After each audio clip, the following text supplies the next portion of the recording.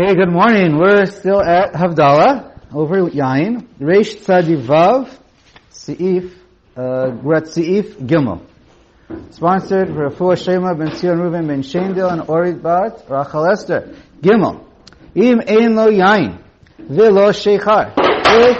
If you have no wine, and you have no beer, usha'ar mashkin, and no other liquids that are acceptable for Havdalah.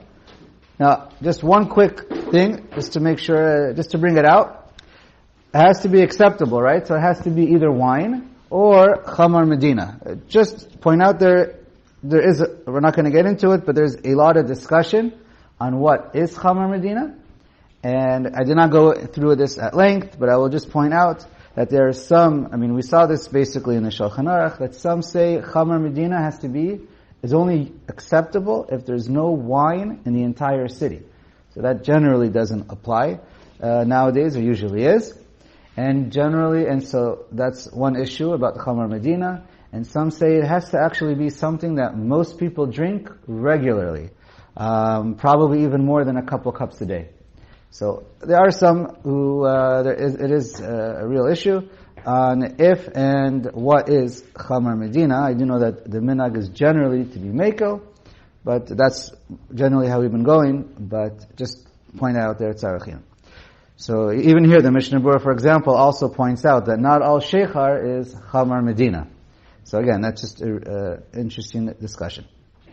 So, if there is no liquid that's appropriate for Havdalah, what do you do? That's where we're at.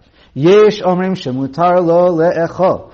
So one says you're allowed to eat. What are you going to do? Fast? Because it's clear according to basically pretty much, if not all the poskim, that if you don't have any wine, so that's important that we try and get wine or grape juice. But if there's no wine and no Chamar Medina, everyone says you do not say Kiddush and you do not say Havdalah. That's the clear halacha. Okay? So what do? You can't say it. So some say you're allowed to eat because you don't have to fast. But some say no. Let's say you're expecting to get wine tomorrow, then that's fine. You have to fast Saturday night, and you just have to wait until tomorrow. Now tomorrow, the Mishnah Berurah points out, no one's expecting you to fast beyond the morning or up until Chatzot maximum. We're talking about a case you're going to get it in the morning. But if you're not going to get it till later on in the afternoon, then for sure, even this opinion, he says you're allowed to eat in the morning. Or if you know you're not going to get it until much later, you can already start eating Saturday night. This is even if you say Atachon Antanu? This is even if you say Atachon Antanu, because we're not allowed to eat. Even if you say Atachon Antanu, Havdalah, which is the Havdalah of Shemona Esrei, we're not allowed to eat until we actually say Havdalah with a cup of wine. Okay. Yesterday we discussed what happens if you miss Atachon Antanu, if you have to repeat Shemona Esrei, but that was yesterday. So then he says, Lo yochal ad lamachar shiavdil. So if you know you're going to get it tomorrow, you're not allowed to eat until tomorrow after you do Havdalah. Okay. Also, I just want to point out that there are some poskim who do say, I know you mentioned it yesterday, I mentioned the Kaf HaChaim yesterday, but some others, right, just to be clear, if you realize that you only said Kiddush or Havdalah without wine, or let's say it's, maybe if it's spilled, or really, that might also be okay, but let's say for sure, it turned out it wasn't even wine, it was a shahako. So some say that you're not even yotzei b'diavad, so that's a machloket. Some will say to repeat Kiddush and Havdalah with wine, and some would say listen to somebody else, if at all possible. The Kaf HaChaim says savik brachos lahakal not to, but just want to point out there are definitely different opinions. So, okay, so here, fine. Like always, yesh omrim halacha kebasra, the second opinion, and so says the Mishnah Berurah as well. However, he points out that if you can handle the fast of Saturday night, wait till the morning to eat. But if you're going to be weak Saturday night, and it's difficult, then you are allowed to eat even Saturday night. That is often a general principle throughout Shulchan Aruch. Why does he quote two opinions? So many times the Shulchan Aruch quotes one opinion, and so many times he quotes two opinions. Well, but he often doesn't quote both opinions. Often, when we read halachas in the Shulchan Aruch, it's really a machloket in the Rishonim. So it's often to point out that, because he knows sometimes people have different minhagim. There wasn't always one psak in Klal Yisrael, and he didn't want to negate one psak. Or it's also to teach you that, again, every case is specific, but often it's to teach you that you can be somech on the less popular opinion when needed. Okay. Let's continue. Okay, now what happens? You don't have, you only have one cup of wine. You're going to get more tomorrow, but right now you only have one. Mutav shiyochal kodem shiyavdil v'varech alav birkat hamazon v'char kach yavdil alav.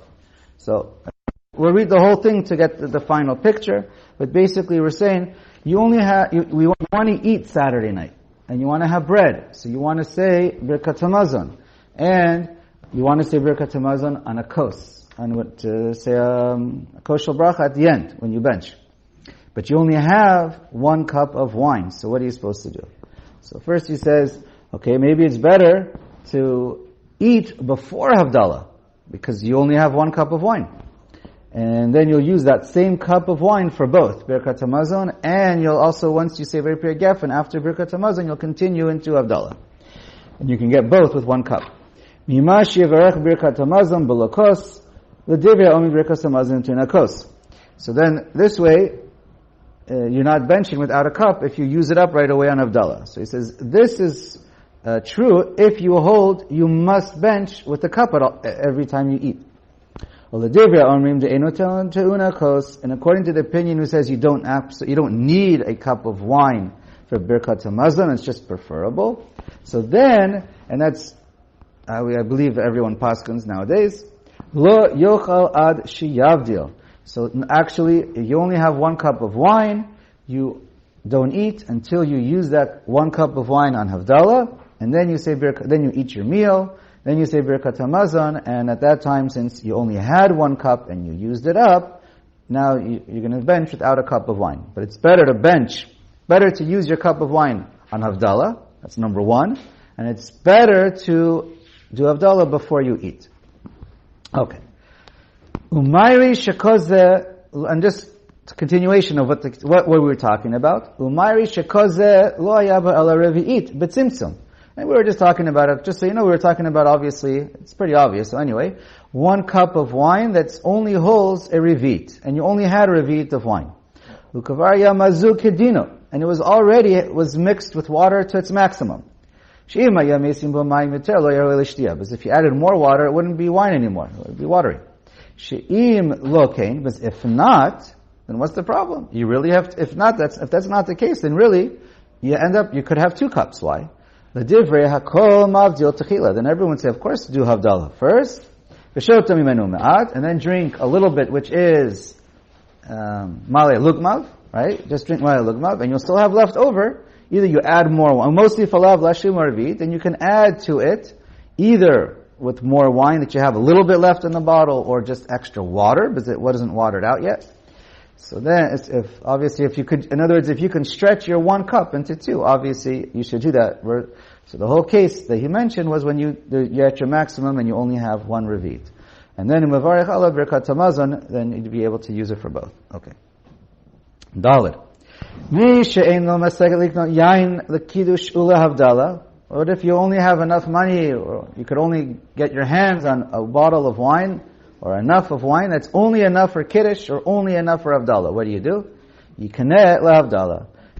Which takes precedence? Wine for Havdalah. Alright? Mishum de Kiddush efshar bepat. Because we know you're able to use bread for Kiddush. Right? You say instead of a gefen, you say hamotzi lechem min haaretz, and then you say the bracha of Kiddush, Mekadesh Shabbos. So, and that you can do. But there is no option to use bread for Havdalah. Okay. Hey, im ein yado maseged liknot shemen lener Chanukah v'yayin leHavdalah, ner Chanukah kodem. So you only have enough money or the option to get oil for lights of Chanukah, or for wine for Havdalah. Which comes first? So Chanukah comes first. Why? So 2 reasons are given. Because Persume Nisa is really important, and that's more important. Secondly, really you can be Yotzei Havdalah Daraisa, at least on some level, through Tefillah, right? In Shemona Esrei, in Atachon and Tana, you can say it. Alright. Vav. Omer Havdalah Meyushav. Ideally, you should say Havdalah standing. Alright, that's, many do that. And the reason is because you want to do it, generally, anything you do, b'kviyus, it's more appropriate to be sitting down. Because otherwise it's like walking around, that's less kviyus, and you want to do it b'kviyus, you're being motzi other people, it's Havdalah, v'chulei. However, Haggah says, v'yesh omri ma'umad. And he says, no, our custom, in Ashkenaz, is we stand up. Why? So the Mishnah Berurah says, because you're being melaveh the malka. Shabbos is leaving, and so you're standing up in honor of the Shabbos Malkata. Okay? And that is the custom in Europe. Okay. Let's go on. Now when you start saying Havdalah, you should hold up the cup with your right hand. Always, right hand is considered the more chashuv, and therefore when you're doing the actual mitzvah over the wine, so therefore you should be holding it in your right hand. V'hadas bismolo. And in the meantime, you have in your left hand, you have the hadassim, or whatever you're going to use for besamim, and then you say, and that's in your left hand, and then, so that's when you say the bracha of hagefen. Now, when you start switching the brachas, when you start saying for besamim, or atzei besamim, whatever you're saying, so then you switch, then you're switching from one hand to another. V'shuv notel hadas biyamin, and then you switch, you put the hadas in your right hand, yain b'smol, but you're still keeping the wine in your left hand because everything is for Havdalah that we're doing here, and wine, and everything and wine is part of the whole Havdalah process, so it's ideal. Again, it's not ma'akev, everything can sit on the table, b'diavad, because you're having a mind for it. But l'chadchila, it's better to hold everything. Umevarech al hadas, and then when it's in your right hand, you say the bracha, and the hadassim or besamim, umachzir yayin limino. But then when you continue, some say before, after, eish, whatever, then at some point before you get to the bracha of Havdalah, then you want to make sure the yayin goes back in your right hand. Okay, some say also when you're saying, I don't know if when we're going to say this, but just to point out, when people say ha'esh, so there is a custom to look at it. So there's 2 basic customs out there without getting into details. Some are makpid, to look at the fire before they say the bracha. Because that's generally how any bracha of shavach works, is you first experience what you're experiencing, the fire, and then you give a shavach to the Kadosh Baruch Hu. It's not like a bracha of a mitzvah, where you have to say before over el esiyatan. It's not of nehedin, where you, so it's not really a bracha of nehedin, it's more of a bracha of shavach. Well, that also depends how you understand it. So anyway, so some bedavka, they look at the flame, they say the bracha, and then they look at it with their fingernails. What's the idea of a fingernail? Either has to do, it's a bracha. It's a siman of bracha, because nails are constantly growing. It's one of the few things in our body that can actually keep growing. So that's that. And then also has to do with the pagam of Eitzadat. There's, according to some, or Pi Kabbalah, that our bodies used to be surrounded in basically like a fingernail. And that was basically our skin. Okay, it was all around us. Okay. Okay. And some just say the bracha and then they look at the fire. Okay. I think we're at Zion, right? Afilu shamu kol b'nei abayit Havdalah b'beit haKnesset in mitkavna shel letzet mavdilim b'bayit. Okay, so everybody can be yotzei at shul if they say Havdalah there. But he says if anyone didn't hear it or didn't have in mind to be yotzei when they're in shul, then of course when they go home, then they have to repeat it because they didn't have in mind to be yotzei. And generally, it's recommended that especially if you have anybody at home who's expecting you to say Havdalah for them, if you hear Havdalah, then you should have in mind not to be yotzei. Okay, and that's generally what we do. Okay. Chet. Nashim chayavot b'Havdalah, kishem shechayavot b'Kiddush.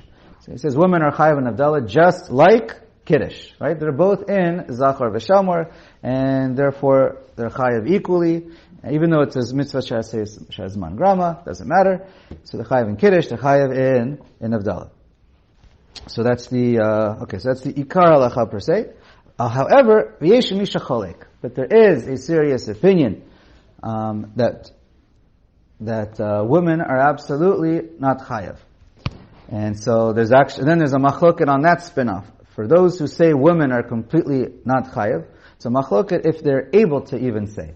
Many say that women, even if they're not obligated, I think that's the majority opinion, even if women are not obligated to say Havdalah, they're allowed to say Havdalah. Why is that important?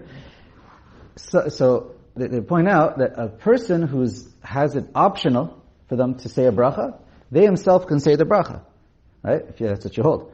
But what about somebody else? Can somebody else say the bracha for that person? Can a man say a bracha for a woman if she's not obligated, but it's only optional? So they say that one is generally not allowed to. We only say mitzvahs that you have arevim, one for another, and you could be motzi somebody else if you yourself are chayav or they are chayav. Like you are using the bracha, like birkat hananin for food, or if they're chayav in the bracha. But if it's only optional for them, therefore you can't say for them. So let's read the Ramah. Haga, alkein lo yavdilu atzman rak yishmu Havdalah min anashim. So therefore, in order to avoid possible bracha levatala, it's preferable for a man to say the bracha for women.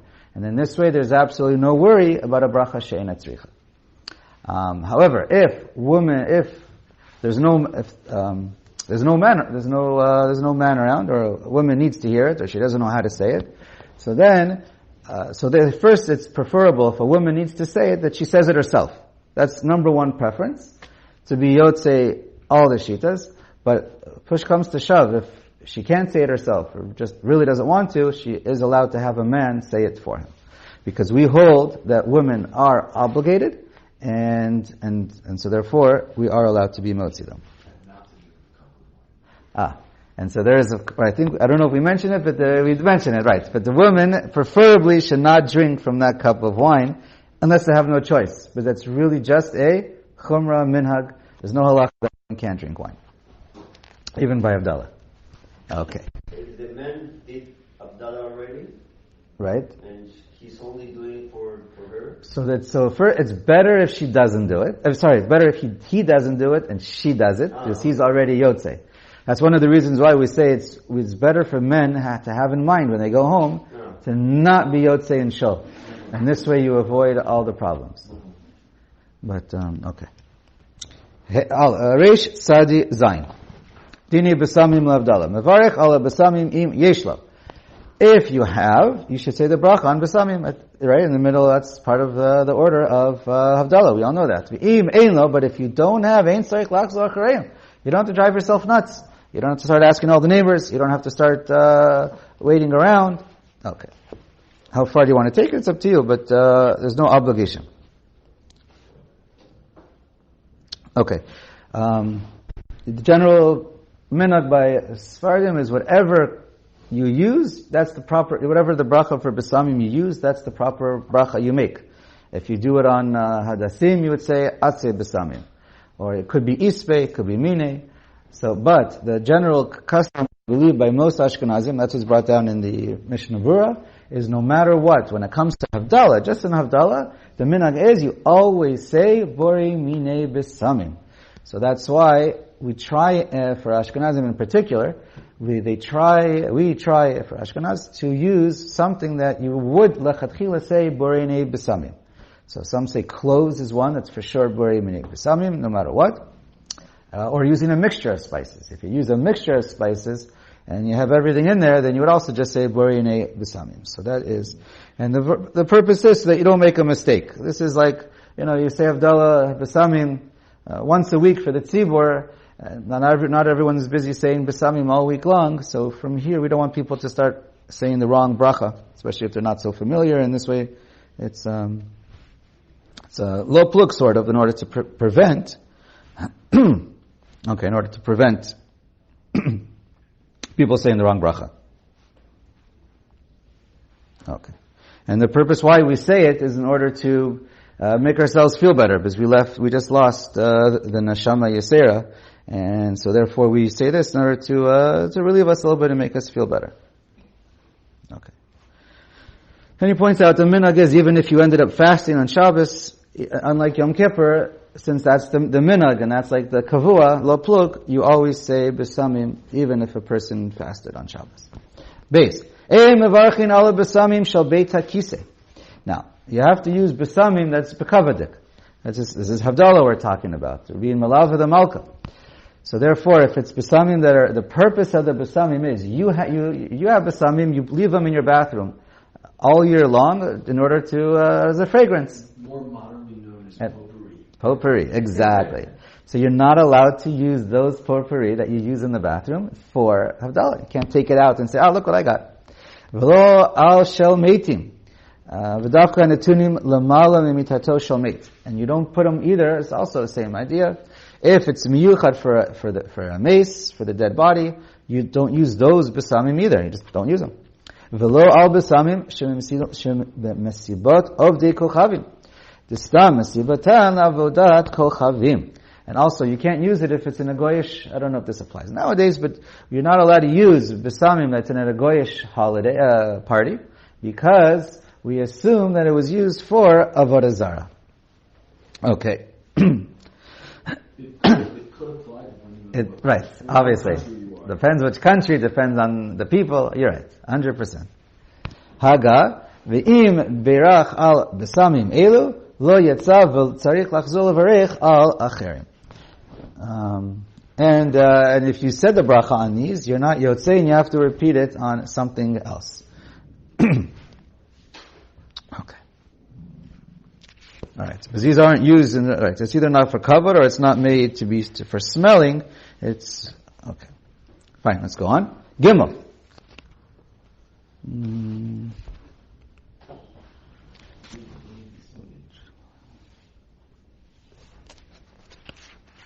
Okay, Gimel. Sakim mele'im besamim. If you have bags that are filled with besamim, shemesimim avdei kakavim toch kankane hayayin, but you have besamim that was put inside barrels of yayin of goyim, nesach, yin stam, whatever. So then, alfa pisha mutar le'ariach behem en mavdilin aleihem. So, even though you are allowed to smell them, because the besamim added something for the wine, fine. But it was for the wine. But the yayin did not affect the besamim per se. You're not getting fragrance from the wine into the besamim. You're not gaining anything from the wine. So therefore, it's 100% mutter, even if it's yayin nesach, 100% mutter to smell the besamim. Okay? The wine did not take over them, and you're smelling the besamim. However, since it's full of the shmutz of avodah zarah, therefore it's improper, and you're not allowed to use that for Havdalah. Again, it's because it's ma'us. It's despicable for Havdalah. Dalet.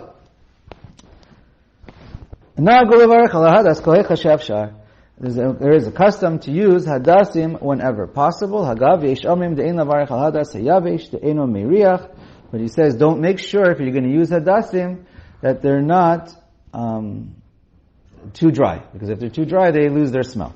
Rak al sha'ar besamim, but you should use other besamim v'chenagu, and that's the custom lechatchila that they don't look for besamim hadasim. V'nirali the yesh laniach gam hadas ima besamim the azasim kakuli alma. He says actually, why not? The best is to take hadasim, but they have to be relatively fresh. It's not one time use. You can't just fill it up once a year. Otherwise it won't smell. But it's good to add hadasim into the besamim. Okay. Because it's a chib of mitzvah to use hadasim, because they're one of the dalid meaning for lulav and esrog. Hey, mi she'eno meriach eno mevarich ala besamim. Someone can't smell. Right? Someone got sick after COVID or corona. So then this person cannot say the bracha on besamim. Ela im kein nitkavin hotzi b'nei beito aktanim shegil lechinuch. Ala hotzi mi she'eno yodea. However, you could, if you have people around, some say it's better not to, better to let those people, many say, Lamaisa, much better to let those people say the bracha themselves and just pause. The same thing that goes for if you are already Yotze, for example. Some say the same thing if you're already Yotze for Eish or Besamim, like you were a Yotze in Shul, and now you're repeating it for them. So many of the posts, if you were by mistake, you were Yotze in Shul, now you're repeating it for them, many say it's better to just pause and let them say those two brachos, and then you're going to say the Hagefen before, and you're going to say Havdalah at the end.